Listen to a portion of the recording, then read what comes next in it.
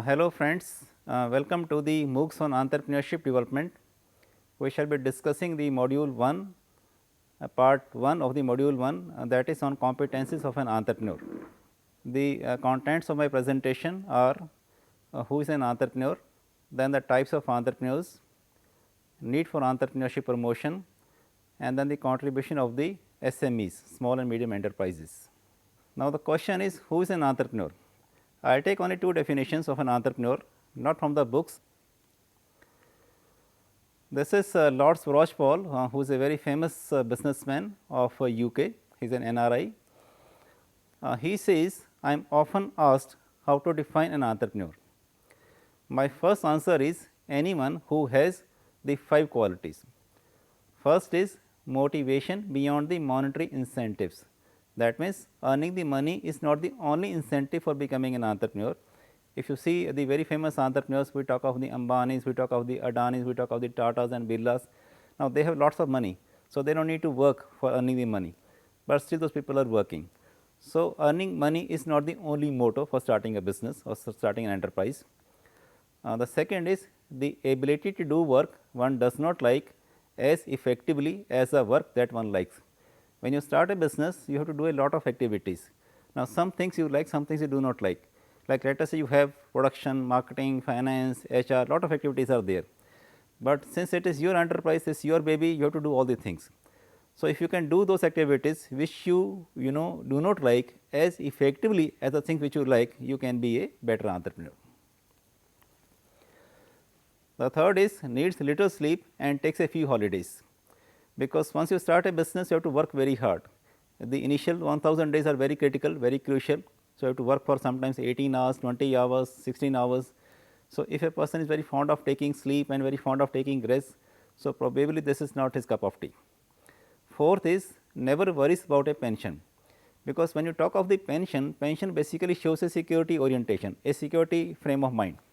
But these entrepreneurs, they are not security oriented, they are basically risk takers. And the fifth is not afraid to lower one's standard of living. Again, there are many ups and downs in a business. Sometimes you are on the very high, sometimes you are at the very low. If you can adjust and adapt to all the scenarios, you can be a better entrepreneur. This definition of an entrepreneur is by the ILO, International Labour Organization. They say that entrepreneurs are the people who have the ability to see and evaluate business opportunities. So, they can see the opportunities, they can sense the opportunities, they can scan the opportunities. So, they have that third eye or the sixth sense to see or scan the opportunities which a normal person cannot do, and then they evaluate whether it is profitable or not. Then they gather the necessary resources, the resources could be like man, material, money, machinery, etc., and then they take the action to ensure success. So, primarily an entrepreneur does three things. First, he sees an opportunity and evaluates. The second is he collects all the resources, and third is he takes an action to ensure success. So, entrepreneurs are action oriented, achievement motivated people who take the risk to achieve the goals. So, they believe in action, because without the action it is all nothing is there. They are very highly motivated people, and then they take the risk, but they take a very calculated risk to achieve their goals. Next is the types of entrepreneurs. Now, let us talk of the types of entrepreneurs based on the functional characteristics. The first is the innovative entrepreneurs. Such entrepreneurs, they introduce new goods or new methods of production, or discover new markets, or reorganize the enterprise. So, when any person does something innovative in a business, he comes under this category of innovative entrepreneurs. They do something new. It could be a new product, it could be a new service, or any of these new things. The second is the imitative or the adoptive entrepreneurs. Now, such entrepreneurs, they do not innovate, they just copy the technology or the technique of the others. So, they are more of imitative type. The third is the Fabian entrepreneurs. Such entrepreneurs, they display skepticism in experimenting with any change in their enterprise. They change only when there is a serious threat to the very existence of the enterprise. So, normally they are averse to the change, but if there is a sort of crisis is there, then they would like to change. The next is the drone entrepreneurs. Such entrepreneurs are characterized by a die-hard conservatism and may even be prepared to suffer the losses. So, these people will not be changing, even if they have to close the businesses or the business falls sick, but they will not change. And the another category is social entrepreneurs. A social entrepreneur is someone who recognizes a social problem and uses the entrepreneurial potential principles to organize, create and manage a venture to make social change. So, these people they see some of the problems of the society has a lot of problems, like let us say there is a garbage problem in a city. So, they take it as a challenge and then they make a enterprise, they build up enterprise based on that thing. So, that specific it creates a social change also. So, they are known as the social entrepreneurs. Now, the question is what is the need for entrepreneurship promotion? The first is to reduce the unemployment, because we have a lot of unemployment in the country. In fact, if you see the gross numbers, they are very huge, and we want the people to be gainfully employed. So, they can go for a job, but since the jobs are very limited, so they can go for the setting of the businesses. So, that is one of the major criteria. Then the second is to promote the economic development of the country. Now, when we find the people are setting up a lot of businesses, a lot of startups, the country grows economically. So, that is also one of the motives of promoting entrepreneurship. The third is there is a poverty. There is a lot of poverty is there. Poverty exists everywhere and is a big challenge.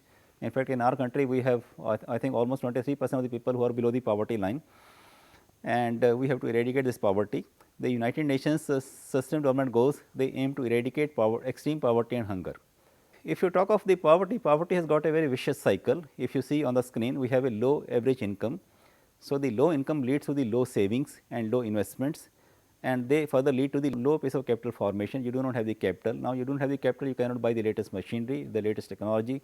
So, as a result, you have the low productivity and then again the low income. So, we have this vicious cycle of poverty, and we need to break this cycle of poverty by promoting entrepreneurship.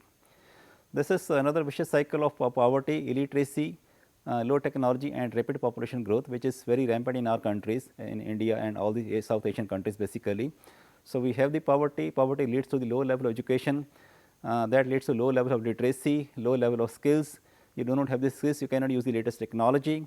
In addition, there is a rapid growth of population, and there is an inadequate output and food, and then again the poverty. So, what I am saying is let us try to promote entrepreneurship, so that we can break this vicious cycle of poverty and all other things. Now, let us talk of the contribution of the small and medium enterprises, because the basic purpose of promoting entrepreneurship is to let the people set up the small and medium enterprises. Now, the SMEs, they provide high employment opportunities at lower capital investment. So, you can many people they can set up the businesses because they need just very less capital investment. They harness the locally available resources and local entrepreneurship. They provide balanced economic and regional development. They help in reducing unrest and social tension amongst the youth. In fact, many of the problems which the youth is facing nowadays, so they can be removed if the people are trained towards entrepreneurship, and they create more innovations in the enterprises. So, the small and medium enterprises, they create more innovations as compared to the large scale enterprises. This is the contribution of the SMEs in different South Asian countries. So, we can see that around 98 to 99% of the enterprises are basically the SMEs in many countries, and they are employing almost 65% of the total workforce. So, 140 million SMEs in 130 countries, they employ 65% of the total labor force. That means, the majority of the employment is being generated by the SMEs.